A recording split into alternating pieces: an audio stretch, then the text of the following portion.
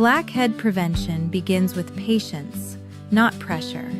Blackheads form when oil, dead skin cells, and small amounts of everyday debris collect inside a pore, and the top of that plug darkens after exposure to air. They are not a sign that someone is dirty, and they usually do not improve when the skin is scrubbed harshly. In many cases, rough treatment only leaves the skin more irritated, more reactive, and harder to manage. A calm routine usually works better than an aggressive one. Wash the face gently in the morning and again at night with a mild cleanser and lukewarm water. Avoid very hot water, rough scrubs, harsh brushes, and the urge to attack the skin as if it were a stain that can be polished away. If makeup, sunscreen, sweat, or daily buildup is still on the skin at the end of the day, remove it properly before bed. Lightweight, water-based, or non-comedogenic products are often a better choice for skin that clogs easily, especially around the nose, chin, forehead, and jawline.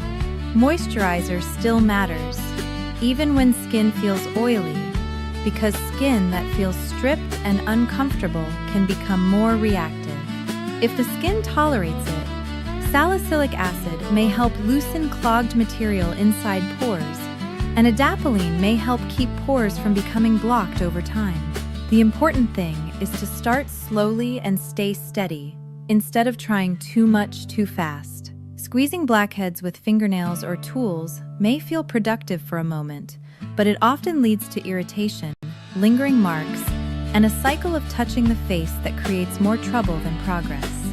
Hair oils, pomades, and heavy styling products can also quietly contribute to clogged pores around the forehead and temples, so it helps to keep those products away from facial skin whenever possible. Pillowcases, hats, and phone screens do not need to become a source of anxiety, but keeping them reasonably clean supports a better environment for the skin. Prevention is not about perfection. It is about making pores less likely to clog, keeping the skin barrier calmer, and choosing a routine gentle enough to keep doing for months. And now, with that practical skin advice folded away neatly like a clean towel in a bathroom cabinet, let us move into the longer, warmer, and much more cheerful part of the evening, where, instead of cleansers, cotton pads, and magnifying mirrors, we find ourselves in a small American town full of casseroles, raffle baskets, pie, folding chairs, and one retired gentleman who accidentally becomes far more important to local happiness than he ever intended. In the town of Briar Hill, Pennsylvania, 74-year-old Howard Mercer believed that most of life's disasters began with the phrase, "This will be easy." Howard had retired from the county building supply office 10 years earlier, where he had spent most of his adult life counting invoices, locating missing order slips, and explaining to confident men that measuring once was not enough, and measuring never was not a strategy. He liked shelves with labels, clocks that kept proper time, coffee strong enough to argue with, and evenings that unfolded without surprises. He lived alone now in a neat gray house with a small front porch, white shutters, and a detached garage so orderly that local children assumed it had rules stricter than school. His wife June had died 6 years earlier, and since then he had built his days around habits that held him together quietly. Coffee at 6, newspaper at 6:15, breakfast at 7, a walk at 8 if the weather was respectful, lunch at noon, a short nap after lunch that he called consulting the upholstery, supper at 5:30, dishes by 6, porch by 6:30, bed at 10. It was a decent life, calm, predictable, mostly kind. But there were evenings, especially when autumn darkened the windows too early, when the quiet in the house seemed to settle one chair too heavily. The chief danger to Howard's peace was his neighbor, Nancy Ellsworth. Nancy was 71, cheerful, quick-moving, and organized with the calm authority of a woman who could rearrange a bake sale, rewrite a raffle chart, and solve a church potluck emergency before her coffee cooled. She wore bright sweaters, practical shoes, and reading glasses on a chain that made her look simultaneously welcoming and administratively unstoppable. She chaired the church supper committee, helped run the library fundraiser, organized the winter scarf drive, and believed with perfect sincerity that every person in Briar Hill possessed a hidden gift for community service, especially the ones who said they absolutely did not. On a windy Thursday afternoon in late October, Howard was sitting on his porch with a mug of coffee and half a slice of cinnamon loaf when Nancy came up the walkway carrying a casserole dish and a thick green folder. Howard took one look and said, "No." Nancy stopped at the bottom step.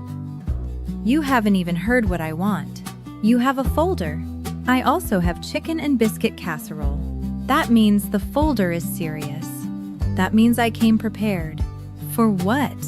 "For your refusal." Howard leaned back in his chair. "Then at least one of us came with a realistic understanding of events." Nancy climbed the steps anyway, set the casserole on the table, and sat down without invitation.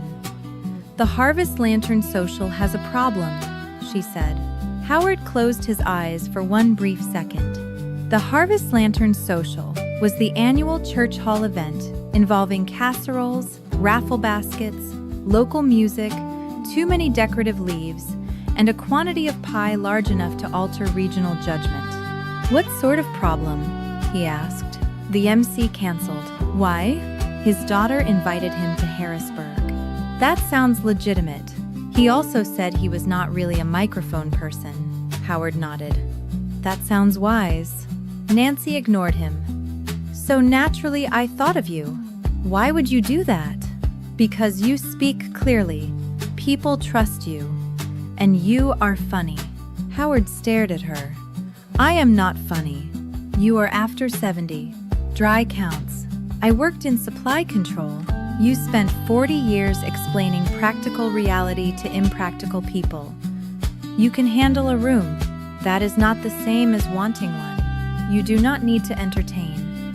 Just welcome people, introduce the musicians, announce the raffle baskets, and keep the evening moving. That sounds like work in clean shoes. That sounds like community. That sounds like trouble with gravy." Nancy smiled. "You'll be good. I'll be reluctant. That is not a skill. It should be." She tapped the folder. "I may already have written your name in pencil." Howard looked at the casserole. "You volunteered me before I agreed?" "In pencil," she said. "I'm not reckless." "No," he replied. "Just efficient in a way that drains the spirit. Tomorrow, 6 o'clock. And if I refuse, I'll tell everyone you were intimidated by a microphone and decorative wheat. Those are not equal threats." Together, they make a very believable story. So that was how Howard Mercer, retired building supply man and defender of quiet evenings, became the emergency MC of Briar Hill's Harvest Lantern Social. For the next 24 hours, Howard prepared as if he were about to negotiate peace between hostile pie factions. He found his navy blazer, the one reserved for weddings, funerals, and restaurant dinners where napkins arrived, folded like architecture. He polished his loafers. He wrote note cards. Then he rewrote them. Then he made backup note cards in case the first set failed morally. On Friday morning, his daughter, Emily, called from Cleveland. "Dad," Nancy told Mrs. Dawson. Mrs. Dawson told Aunt Ruth. And Aunt Ruth told me you're hosting the church social. Nancy should not have access to communications infrastructure, Howard said. Emily laughed. "You'll do great. I have 6 note cards. That means you care. I have backup note cards. That means you are still exactly yourself. I also practiced pronouncing the fiddler's last name. That means you're prepared." He practiced that afternoon in the hallway mirror. Good evening, everyone, and welcome to the Harvest Lantern Social. Too stiff. Hello, friends and neighbors. Too cheerful. He looked like a man about to sell discounted mulch. Thank you all for coming tonight. Too vague. Coming for what? Exactly. And under what emotional arrangement? By the fifth attempt, he had introduced himself twice, thanked the umbrella stand, and nodded respectfully at the coat rack. At that point, he decided the house had endured enough. Nancy arrived at 5:40 in a rust-colored sweater and earrings shaped like tiny pumpkins. "You look distinguished," she said. "You look procedural," Howard replied. "That's because I am. That's what worries me." The church hall was already crowded when they arrived. Long tables draped in orange and brown paper cloths filled the room. Mason jars with battery candles sat beside small pumpkins and fake leaves. Raffle baskets gleamed under taut cellophane. Crock-pots lined the back wall beside casseroles, beans, cornbread, slaw, pies, cobblers, cakes, and 2 gelatin dishes. Howard distrusted on visual principle. The room smelled like coffee, gravy, cinnamon, and determined public optimism. Retirees in cardigans sat near the front. Children in sweaters moved between chairs like weather systems with shoelaces. Widowers in sport coats stood by the coffee urn, discussing the forecast as if the clouds had been invited to explain themselves. Missus Langley guarded the pie table with the composed focus of a museum curator protecting national treasure. Nancy handed Howard the microphone backstage. "Why is this so heavy?" he whispered. "Because it contains responsibility. It contains batteries and pressure." She patted his sleeve and vanished into volunteer motion, which mostly involved brisk walking and lists. Howard stepped onto the stage. The room settled. He adjusted the microphone. It squealed sharply. Half the room jumped. "Well," he said, "that certainly sped up introductions." The room laughed. "Interesting," he thought. He cleared his throat. "Good evening, everyone. Welcome to Briar Hill's Harvest Lantern Social, the only event in town where you can admire decorative pumpkins, win a raffle basket, and disagree privately about stuffing before dessert." The laughter came warm and immediate. "My name is Howard Mercer, and I'm your host tonight because the original MC apparently received a stronger competing offer involving family, travel, and a healthier relationship with microphones. Now the room was with him.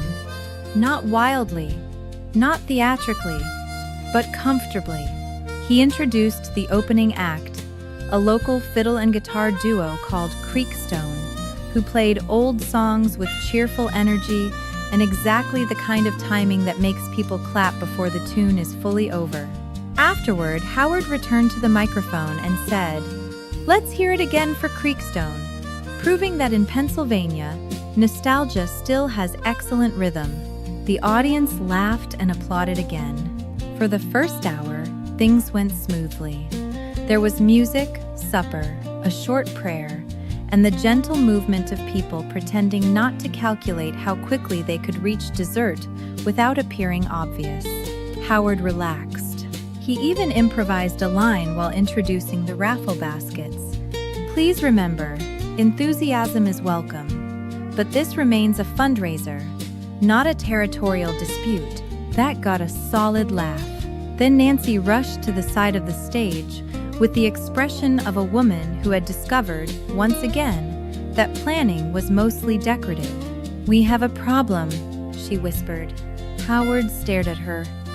"That phrase is getting far too much exercise. The raffle tickets are missing."